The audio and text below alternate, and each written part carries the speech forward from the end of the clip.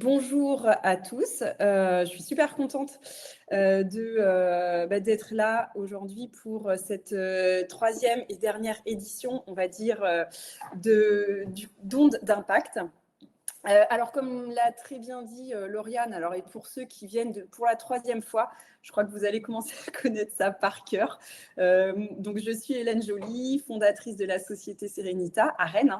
Et dans cette société, je fais de la formation et du coaching, aussi bien auprès des jeunes, en école de management notamment. La question étant qui ils veulent devenir plus tard, au-delà de qu'est-ce qu'ils veulent faire et quel manager ils veulent être. J'interviens auprès de particuliers qui viennent me voir souvent pour des questions d'orientation professionnelle, mais aussi des questions d'orientation personnelle, je vais dire. Et puis j'interviens dans les entreprises, beaucoup sur la communication et le management, c'est vraiment ma spécialité. Et en vrai, c'est grâce à tous ces retours clients et aux expériences que j'ai pu avoir que j'ai commencé à penser ce concept d'onde d'impact. Donc, pour ceux qui étaient là déjà aux 2 premières sessions, j'aimerais vous poser la question de ce que vous en avez retenu pour l'instant et en quelques mots dans le chat, comment vous définiriez ce que c'est onde d'impact auprès de quelqu'un de l'extérieur qui vous dirait « mais tu fais quoi toi là le lundi entre 13 et 14 et qu'est-ce qu'on te raconte en vrai ?» Alors, je vais voir, tac, dans le chat.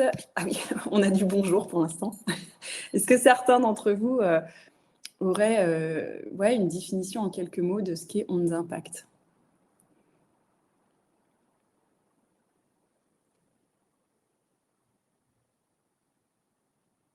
Il y a besoin d'un temps de réflexion a priori.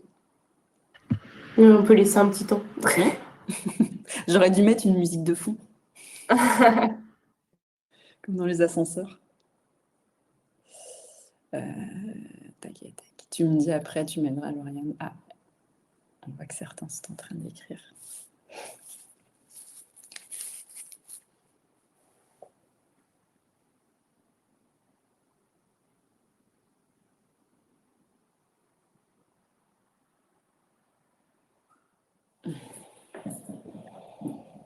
Entre 2 bouchées de sandwich, c'est pas une question évidente, je vous l'accorde.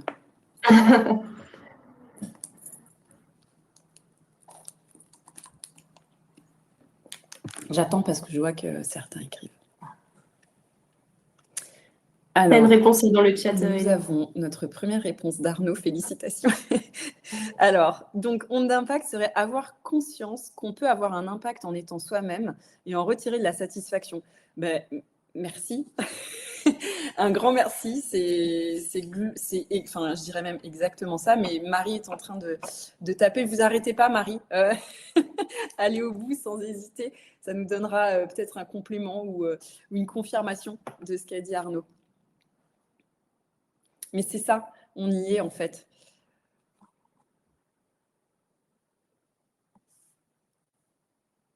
Je laisse le temps juste à Marie de terminer sa phrase. Alors, selon Marie, onde d'impact invite à la réflexion sur l'impact de son comportement lors de situations vécues et événements. C'est tout à fait ça.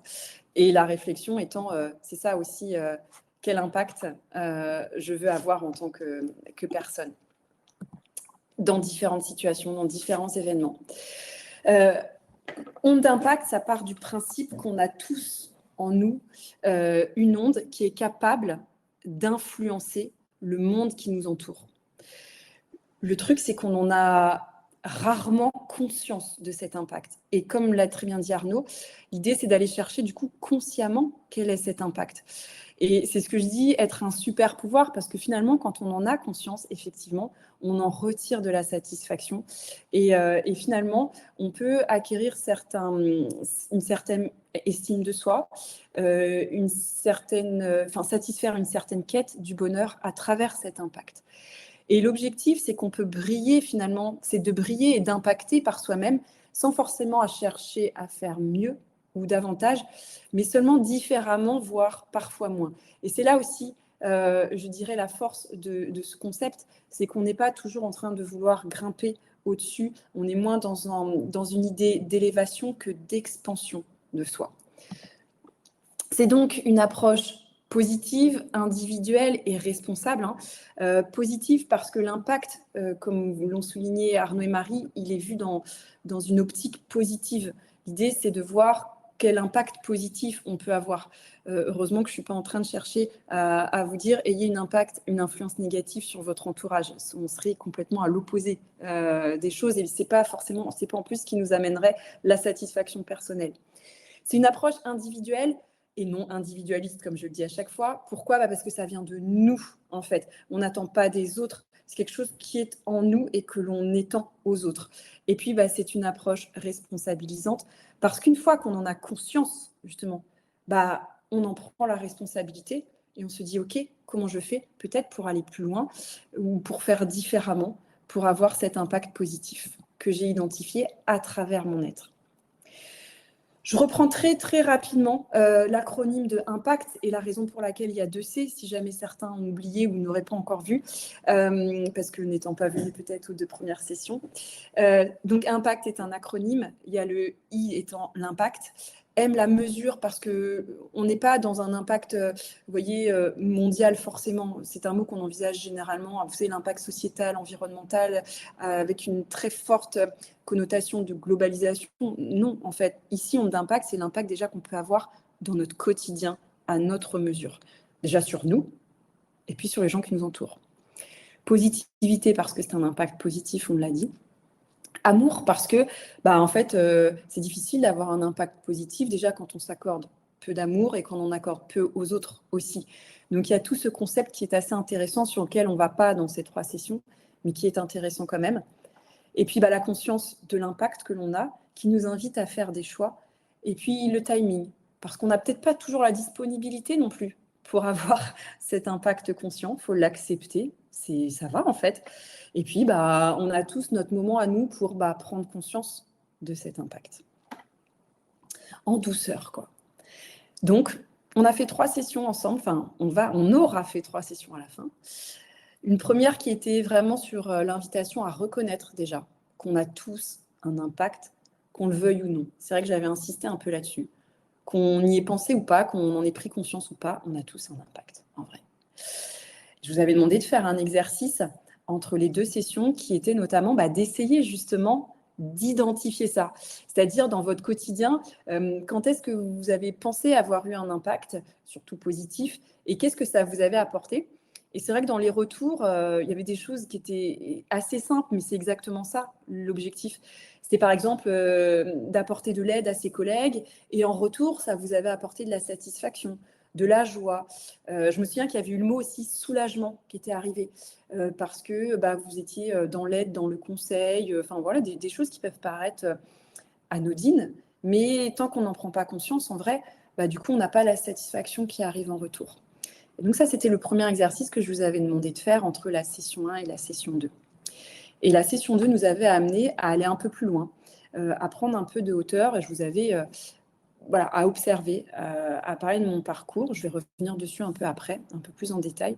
Et aujourd'hui, on va être dans cette notion d'engagement, de quelle est votre intention à vous, en fait, individuellement.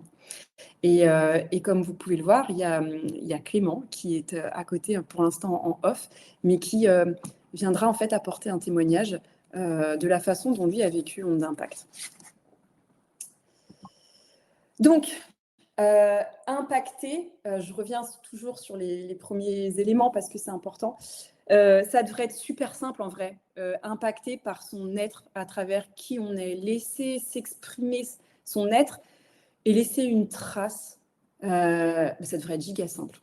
Mais comme je vous l'ai dit déjà, en fait, peu de choses aujourd'hui dans notre société nous invitent à laisser simplement cette trace. Et une des premières raisons, parmi tant d'autres, c'est qu'on a tendance à vouloir satisfaire nos besoins d'épanouissement à travers cette vision pyramidale de Maslow.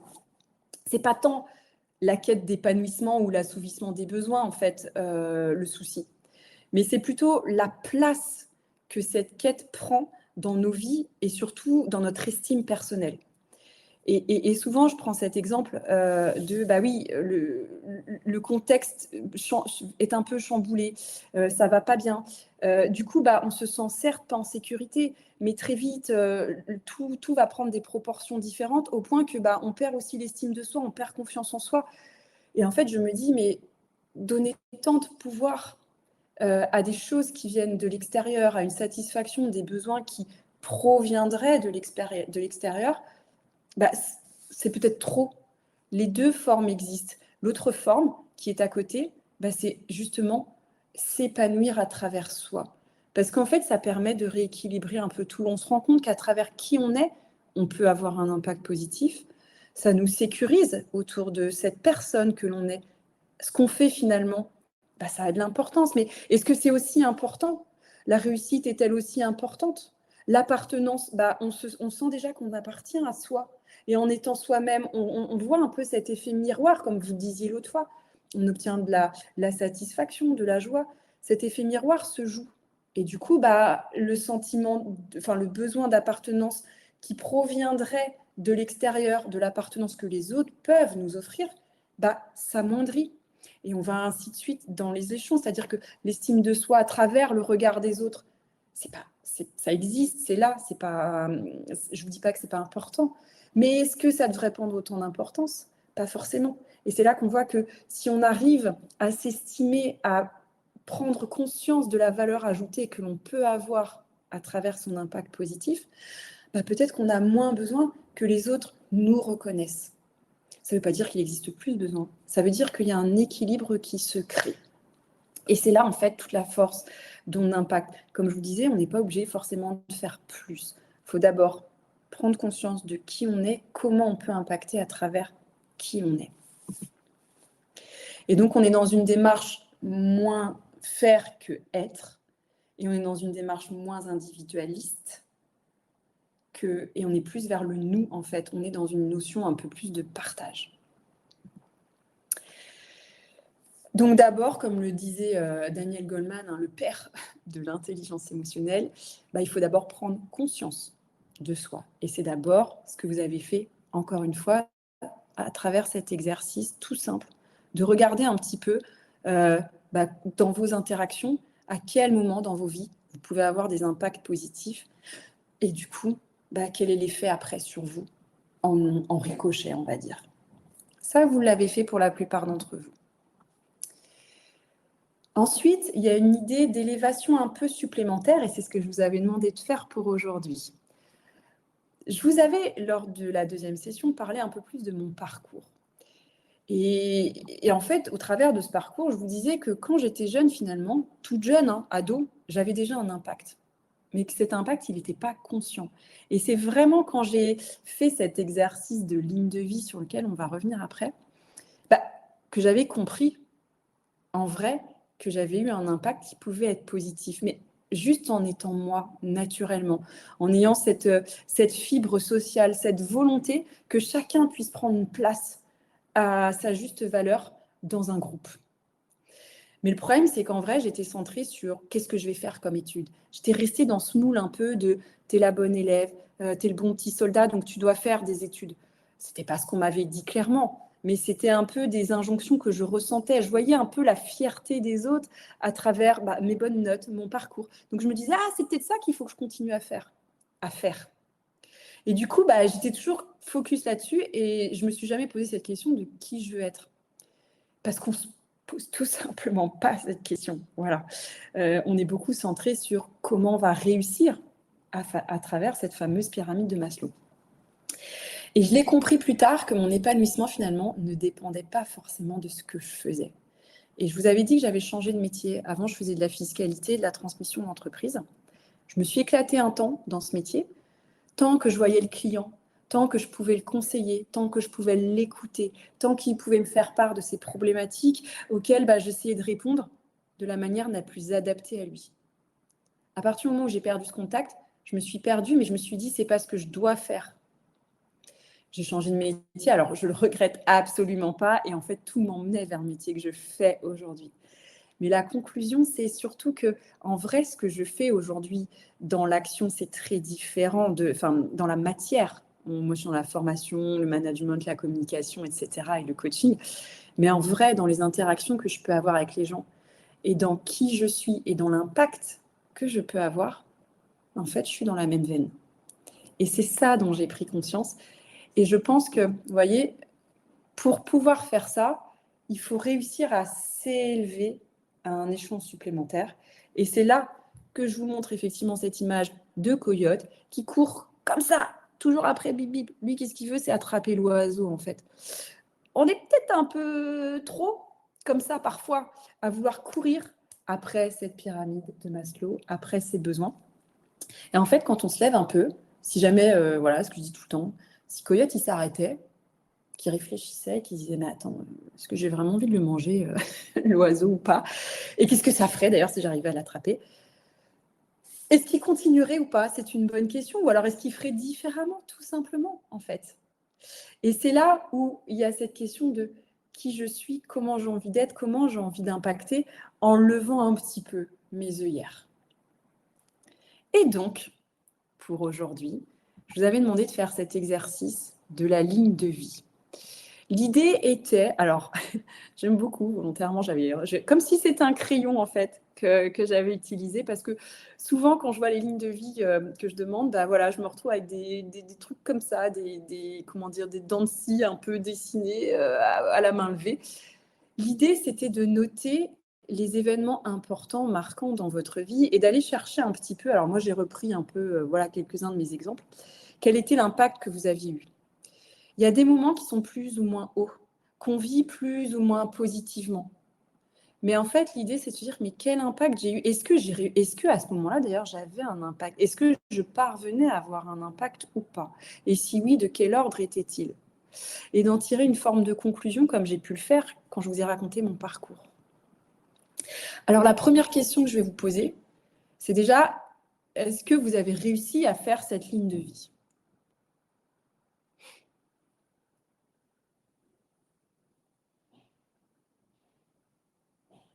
Oui ou non?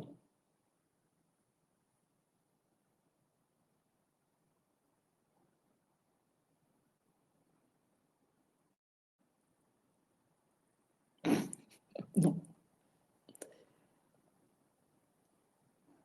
Vous avez essayé, Pierre, ou pas?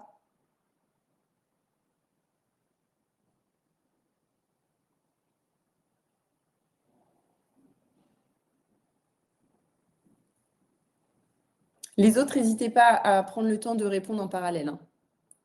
Ok, trop compliqué.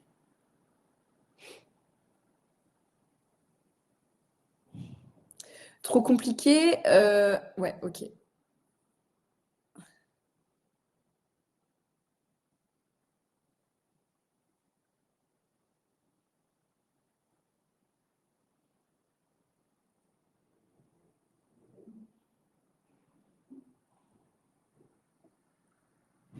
Hmm.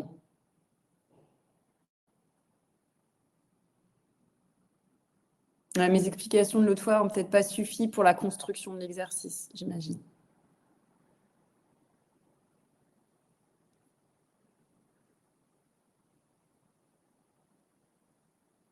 Trop abstrait.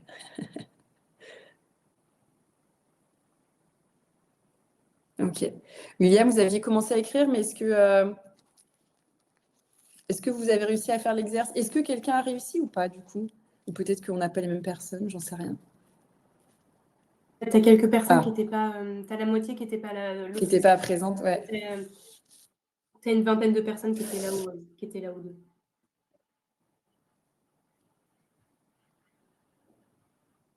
Alors, j'attends juste la réponse d'Alexandre. Je n'ai pas vraiment pris le temps de le faire. Ok. Bon, c'est vrai que ça nécessite de se poser un peu. Ok. Ça nécessite de se poser un peu cet exercice. Alors, je me permets juste du coup voilà, de reprendre pour ceux qui souhaiteraient le faire la prochaine fois. Vous voyez, il y a une frise, enfin, en gros, il y a une frise du temps, de chronologie. Et j'ai noté un peu. Alors, moi, quand j'ai raconté la deuxième fois, j'ai raconté ce que je vous disais. C'est-à-dire que j'ai eu une expérience professionnelle, en tout cas, assez tôt, orientée vers qu'est-ce que je veux faire, qu'est-ce que je veux faire, qu'est-ce que je veux faire. Et c'est ce qui m'a un peu perdue, pourtant, qui j'étais dans mes interactions c'était assez clair en fait dès le début, quoi. Enfin, j'ai raconté même une histoire où en cours d'art plastique, on demandait juste un exercice qu'on doit faire individuellement. Et par exemple, et j'en ai plein d'autres, hein, des comme ça. Moi, j'avais proposé à toute la classe de faire un défilé de mode, quoi.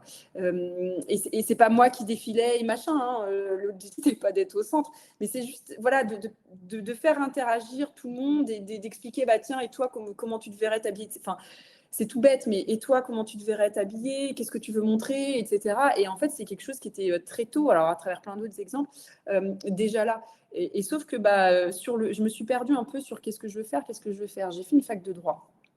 Et j'étais tellement axée là-dessus que j'ai même pas réfléchi à, bah tiens, à travers qui je suis, en fait, quel métier je pourrais faire. Et pourtant, il y avait des choses très chouettes qui auraient pu arriver. Par exemple, je disais, je pense à juge comme métier, avocat pénaliste et autres. Enfin, quand on est dans vraiment l'écoute, etc., de l'autre, il y a des métiers super qu'on peut exercer.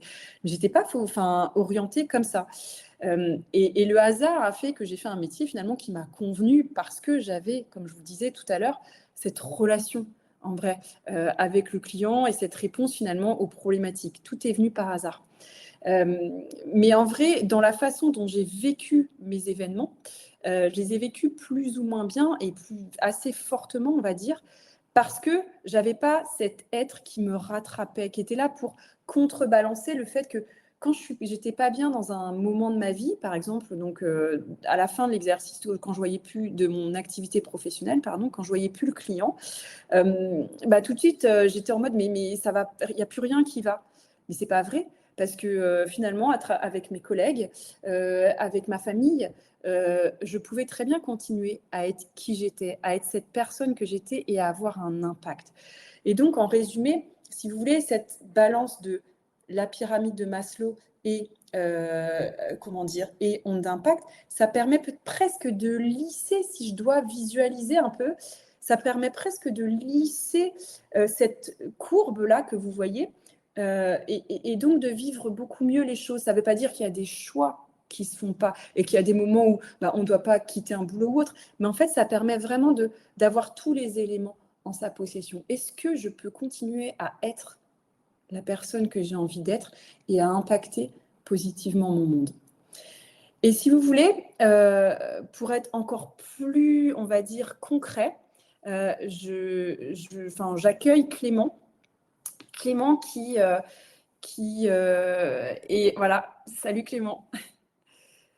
Bonjour tout le monde. Ça va, le micro est OK? Qui a en fait vécu le processus, on va dire, onde d'impact. En fait, c'est quelqu'un qui était venu me voir, Clément, pour un coaching l'année dernière, si je ne me trompe pas.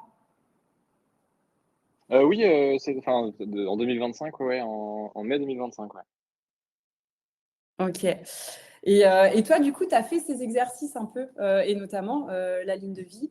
Et on a beaucoup parlé d'onde d'impact. Et en fait, c'est un process que tu t'es assez vite, comment dire, approprié. Et si tu veux bien parler de ton expérience, la façon dont tu l'as vécu, aux Extiens qui sont là, qui t'écoutent, ce serait merveilleux. Peut-être que ce serait encore plus précis pour eux. Ouais, avec plaisir. Merci beaucoup pour l'invitation, Hélène. Alors, juste en préambule, je fais appel à votre bienveillance. Je suis papa d'une petite fille depuis 1 mois et les nuits sont un peu compliquées, un peu courtes. Donc, si je suis pas parfaitement clair et parfaitement articulé, vraiment, s'il vous plaît, faites preuve de sympathie et de bienveillance. Ceci étant dit, pour vous donner un tout petit peu de contexte, donc je m'appelle Clément Potier, j'ai 33 ans, je vis également à Rennes.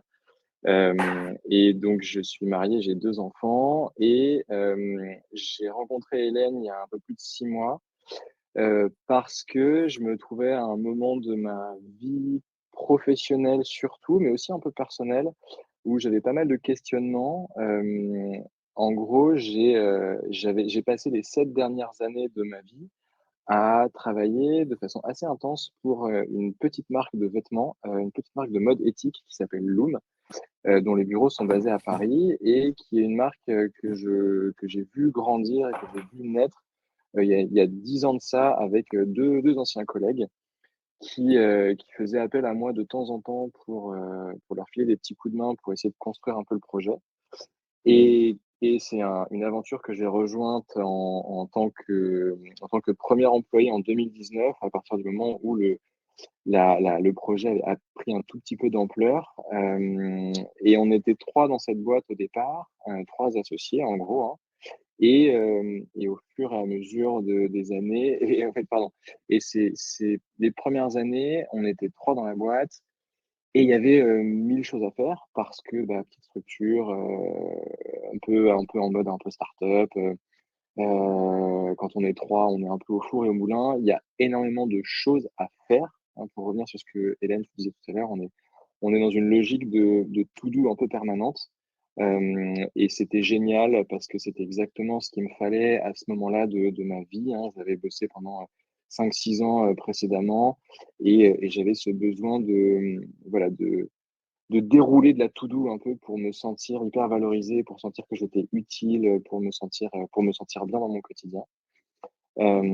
Et ça, c'était exactement ce qu'il me fallait. Ça a duré pendant plusieurs années, hein, puisque au fur et à mesure, la boîte a un peu grandi. On est passé de 3 à 5 à 9, avec cette logique toujours voilà, j'ai jamais eu dans cette boîte-là, chez Loom, un intitulé de poste extrêmement clair et une fiche de poste extrêmement claire. J'ai toujours été très couteau suisse, ce qui m'a toujours très bien convenu parce que j'aime beaucoup ce côté très polyvalent, jamais 2 semaines qui se ressemblent, avoir la possibilité de travailler sur plein de sujets différents. Voilà, c'est quelque chose que je trouvais absolument génial. Euh, mais il a commencé à se passer un truc dans ma tête il y a 2 ans de ça, après une année où, bah, comme d'habitude, assez intense au moment des entretiens de fin d'année, enfin des moments où on a un peu de temps pour se poser. Je regarde derrière mon épaule sur l'année qui vient de s'écouler et je me rends compte que là, pour la première fois depuis pas mal de temps, l'année qui vient de s'écouler ressemblait étrangement à l'année d'avant. Donc je me dis, ah, bah, c'est la première fois que ça m'arrive, c'est marrant. Bon, OK, pas la meilleure année professionnelle de ma vie, mais bon, c'est pas grave, ça arrive. Je venais d'avoir ma première fille et ça m'a bien ça me convenait bien.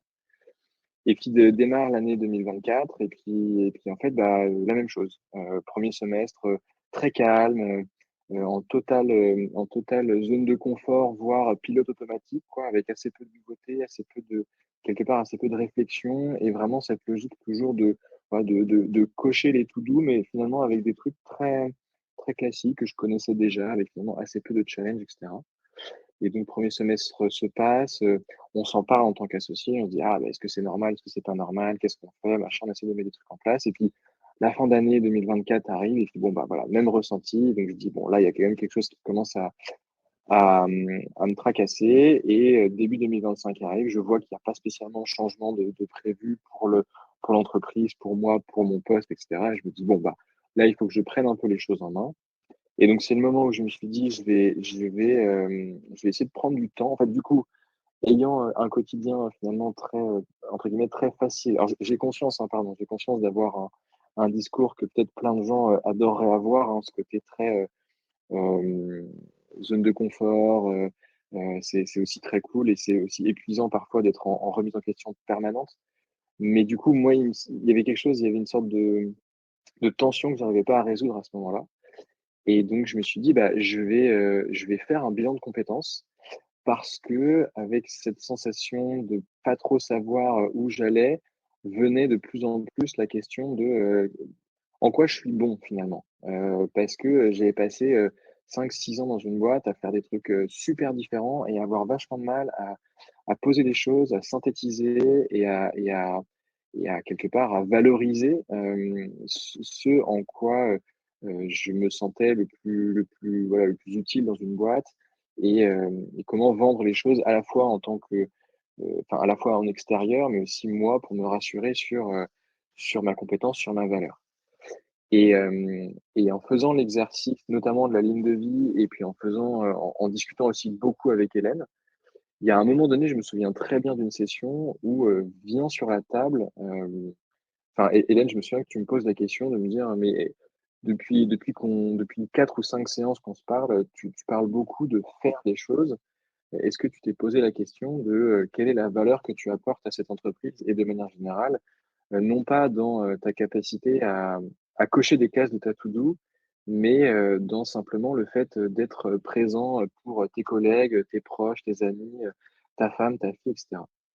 Et alors ça va peut-être faire un peu mélodramatique ce que je vais dire, mais en tout cas, j'ai souvenir d'un moment un peu d'épiphanie parce que j'avais jamais réfléchi aux choses de cette façon et ça mettait le doigt sur un truc, en fait, je pense que je ressentais, mais que je n'osais pas me dire, qui était que, ben, cette idée selon laquelle ma valeur provenait de ma capacité à faire plein de choses dans la boîte, c'était un peu essoufflé et ça correspondait à un moment de ma vie, professionnelle où j'avais cette sensation de d'avoir besoin d'apprendre énormément et donc pour apprendre, d'avoir besoin de faire des trucs et d'être à un niveau de la boîte où finalement il y avait moins ces besoins-là et où du coup, bah, je m'y retrouvais plus spécialement et donc ces discussions qu'on avait eues ensemble m'avaient fait me dire, enfin tu m'avais renvoyé chez moi en me disant: «Bah, réfléchis Clément à ce que tu aimerais apporter autour de toi en tant que personne, dans le boulot, mais aussi à la maison, mais aussi avec tes proches, mais aussi avec ta famille, avec tes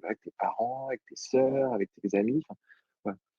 Et j'ai souvenir en fait d'un moment où j'ai pas eu spécialement de réponse instantanément, mais en tout cas je sais pas si vous voyez, mais en gros de changer de lunettes et de voir le monde avec une autre paire de lunettes et du coup, à chaque fois que j'avais ces sensations-là dans mon quotidien de me dire: «Oh quelle journée pas terrible, j'ai rien fait de ma journée parce que je n'ai rien coché», de me dire: «Mais en fait, OK, j'ai rien coché, mais qu'est-ce que j'ai fait d'autre qui potentiellement a pu apporter de la valeur?» Peut-être pas à moi directement, mais à mes collègues et à mes proches et en fait, ça m'a permis d'avoir des moments un peu comme ça bah, hyper satisfaisants où je me suis rendu compte que que cet impact que j'avais autour de moi, parfois, il était pas du tout, matériel, il était pas du tout tangible, il était pas du tout quelque part, pas du tout concret, en tout cas à mes yeux, mais il était vachement pour plein de gens. Je vais vous prendre un exemple. Hem, En 2022, fin 2022, ça a été un peu le point culminant de cette phase d'hyperactivité et de to-do absolu que j'avais dans cette boîte chez Loom. Parce que fin 2022, j'ai, ouvert un point de vente, à Paris pour la marque et donc bah, c'était, l'accomplissement de 6 mois de travail hyper intense avec, vraiment, un travail aussi bien sur, des questions RH que des gestions, logistiques, que des achats, que du financement, que, des questions légales, enfin bref, c'était une sorte de voilà, de de de de de conclusion d'une année, complètement folle en termes d'activité. Hem et notamment, ça s'est accompagné du recrutement de plusieurs personnes pour gérer ce point de vente et j'ai passé les premiers mois de ce point de vente à pas mal travailler dans la boutique pour, voilà, apprendre ce que c'était que de gérer un point de vente, apprendre un peu le métier de vendeur, le métier de gestionnaire d'un point de vente, quoi. Ça a duré plusieurs mois, c'était chouette et puis, bah, au fur et à mesure, ne faisant pas ça à temps plein, bah, je me suis rendu compte qu'en fait, les collègues que j'avais recrutés pour gérer ce point de vente-là, ben, évidemment, étaient infiniment meilleurs que moi en conseil clientèle, en gestion du stock, en merchandising, en vitrine, en tout ce que vous voulez. Enfin bref, en gros, ils étaient devenus, bah, les meilleurs possibles dans ces métiers-là, dans l'opérationnel et du coup, je savais plus exactement, quoi leur apporter concrètement. Je me disais: «Ben, en fait, à quoi ça sert que je continue à passer du temps dans cette boutique parce qu'ils sont meilleurs que moi, ils ont plus forcément besoin» et cetera.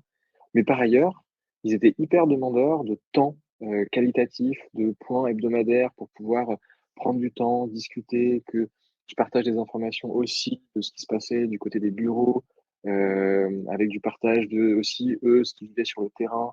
Enfin, en gros, j'ai souvenir d'une fois me dire: «Bon, je vais faire ce point hebdo, mais j'ai rien de particulier à leur dire, j'ai rien de particulier à leur demander, mais bah, j'y vais» et en fait, ça a été un point génial parce que, j'ai été plutôt dans une optique d'écoute et de présence et de management beaucoup moins, descendant et beaucoup plus, collaboratif en ayant en tête, bah, voilà, je simplement peut-être que le fait de prendre du temps, le fait d'être présent, le fait d'être, là où on attend que je sois, c'est peut-être ça en fait qui a de la valeur pour mes collègues et ça a été un moment un peu pivot, qui s'est produit en gros à l'été dernier et qui pareil, à partir de ce moment-là, a permis de vivre les choses de façon aussi beaucoup plus sereine. Hem sans chercher à toujours être dans une espèce de performance absolue et qui, je pense, est aussi, la conséquence un peu d'un syndrome du bon élève que je pouvais avoir quand j'étais, étudiant et puis, jeune employé. Et en fait, ça permet aussi d'avoir vachement confiance en soi, de se dire: «Mais en fait, voilà, il y a des moments où c'est OK de peut-être un tout petit peu moins préparer ci ou ça. C'est OK de pas être toujours dans une recherche de perfection, parce que la perfection n'existe pas et parce que en fait, les gens, peut-être ce qui les importe, ce qui leur importe, c'est d'avoir aussi une oreille, d'avoir une écoute, une vraie écoute active et une vraie participation dans leur quotidien. Et moi, c'est à ce moment-là que je me Mmh. suis dit: «Ah bah, OK, mon impact, je pense qu'il est aussi là-dedans». Et en fait, ça m'a permis de tirer un fil et de me rendre compte que, dans la logique de bilan de compétences qu'on a fait ensemble avec Hélène, de me rendre compte que en fait, je faisais un métier que j'adorais, mais que j'étais plus forcément à ma place dans cette entreprise parce qu'elle avait plus besoin de moi tel que moi je pensais à pouvoir apporter des choses. Et donc, bah, depuis, j'ai quitté l'entreprise, en très bons termes avec mes anciens collègues. Et puis j'ai trouvé un job, que je démarre, au printemps prochain pour pareil, une toute petite structure à côté de chez moi à Saint-Malo, et avec cette posture, qui est clairement identifiée de la part des dirigeants, d'avoir quelqu'un qui soit là pour, voilà, pour encadrer, pour piloter, pour amener, pour donner de l'énergie, pour vraiment manager de façon beaucoup moins opérationnelle, puisque c'est une un peu plus grosse boîte, mais beaucoup plus humaine en fin de compte avec, bah, ce besoin d'avoir un impact, bah, au sens dans le sens qu'on a là dans cette heure ensemble, un impact de façon beaucoup plus humain et de façon beaucoup plus quelque part, organique quoi, j'ai envie de dire. Et donc je suis très heureux de ça, j'espère que tout va bien se passer, on verra. Mais en tout cas, j'ai cette sensation de que ce On te que le ce souhaite. ce changement a été plutôt, encouragé en tout cas par cette prise de conscience qu'on a eue ensemble avec Hélène, il y a quelques mois.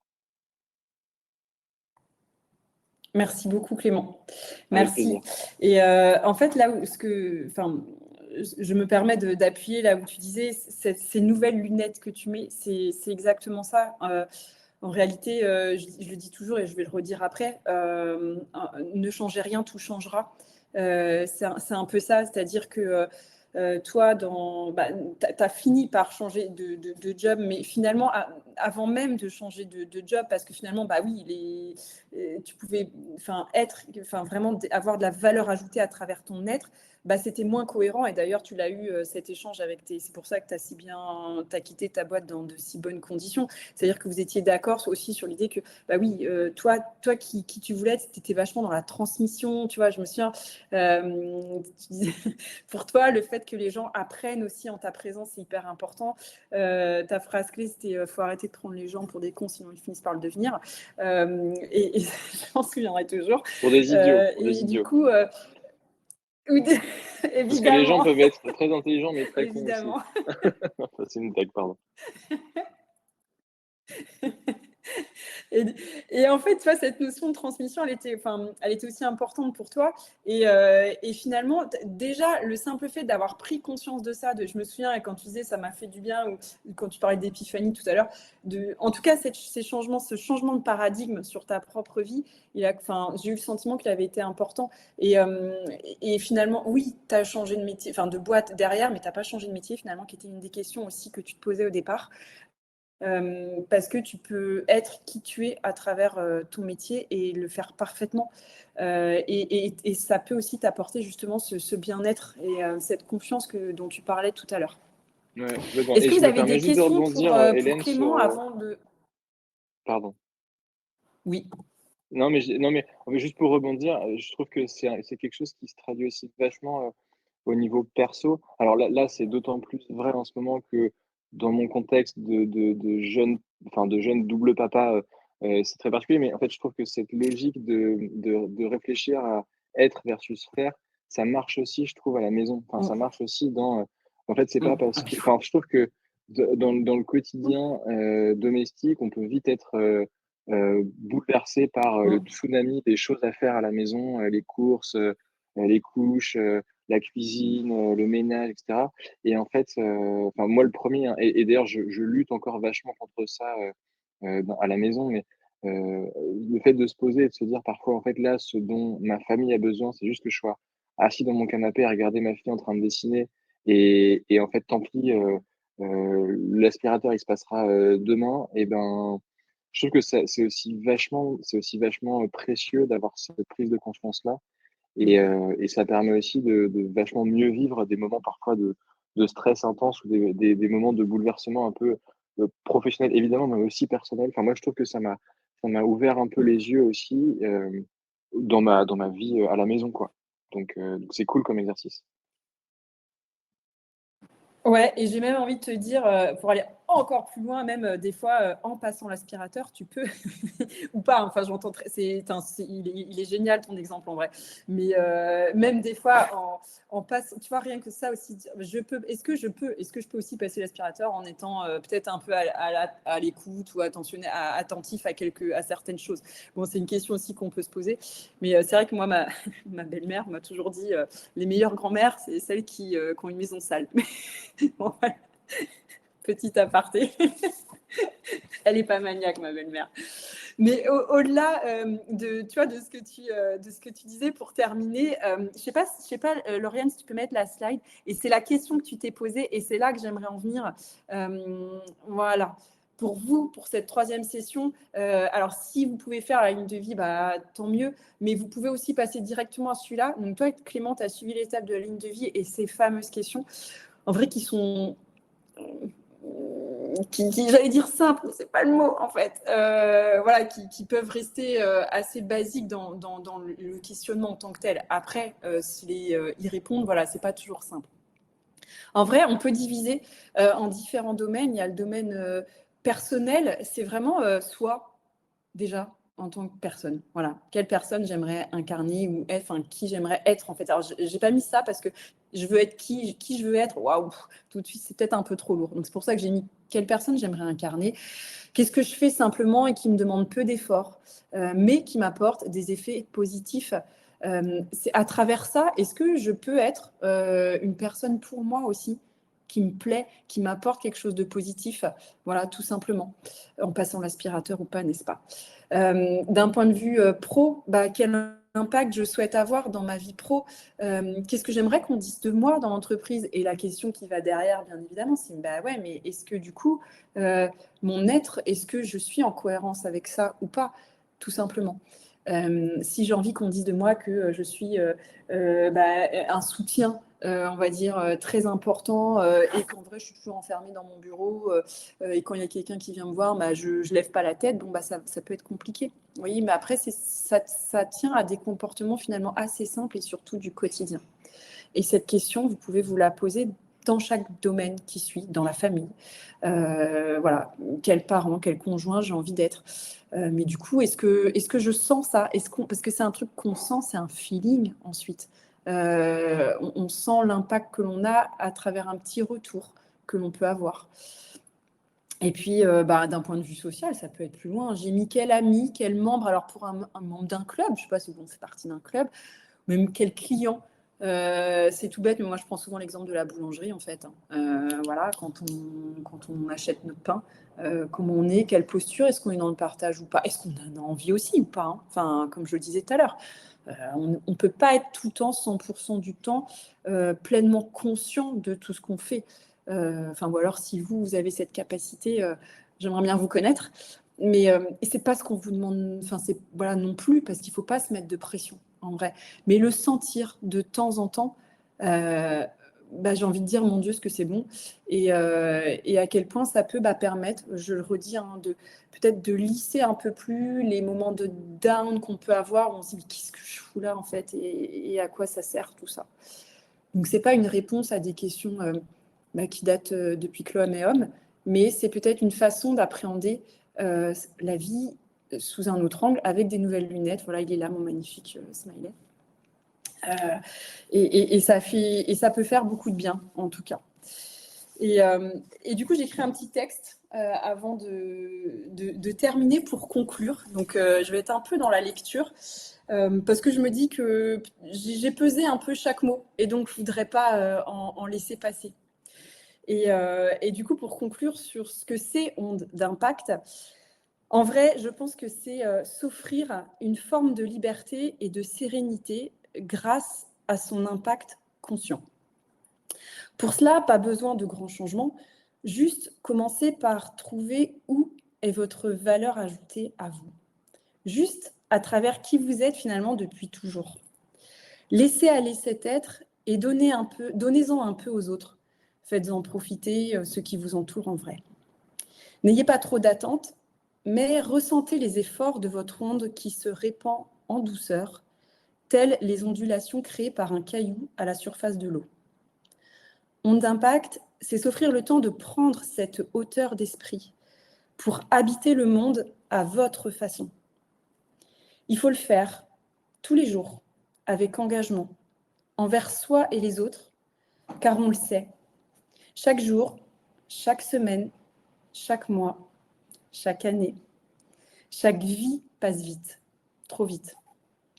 Alors, on a souvent peur. On a peur de passer à côté de sa vie. Et on pense que passer à côté de sa vie, c'est ne pas avoir réussi sociétalement ou professionnellement. Mais réussir aux yeux de qui en vrai? Je me le demande encore. Je pense que si on ne prend pas quelques minutes chaque jour, chaque semaine, chaque mois, chaque année, dans la vie, pour impacter consciemment et positivement notre monde, à notre niveau, on prend le risque de passer non pas à côté de sa vie, mais à côté de la vie. La vie, c'est beaucoup plus doux, c'est moins pressurisant et moins objectivé. C'est cette étendue d'eau à la surface de laquelle on peut tous laisser une onde positive à notre niveau. Chacun de nous est magnifique, juste parce qu'il est humain. Alors laissons s'exprimer notre magnificence. C'est avec ces mots que je voulais conclure ce qui était Onde d'impact et ce que je souhaiterais qu'on y gagne tous au final, en changeant de lunettes, en changeant pas grand-chose en vrai.